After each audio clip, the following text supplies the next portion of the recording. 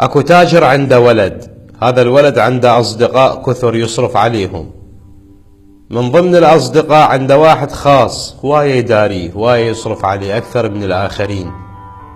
مات التاجر، فلس الولد، الصديق الخاص صار تاجر.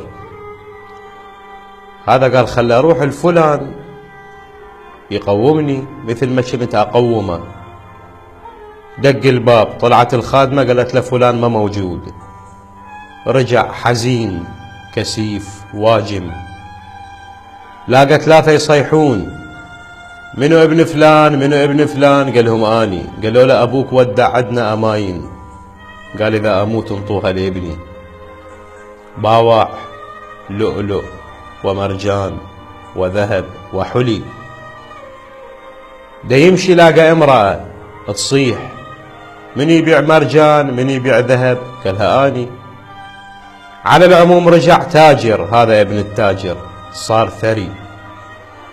كتب بيتين من الشعر الى ذاك الصديق الخاص، يعاتبه يقول له: صحبت قوما لآمل لا وفاء لهم، يدعون بين الورى بالمكر والجهل، يجلونني مذ كنت رب غنى، وحين أفلست يدعوني من الجهل.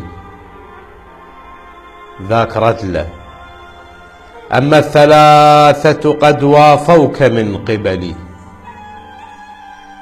ولم يكن سببا إلا من الحيل، وأما من ابتاعك المرجان والدتي، وأنت أخي بل منتهى أملي، وما طردناك من خوف ومن قلل، ولكن خشينا عليك وقفة الخجل.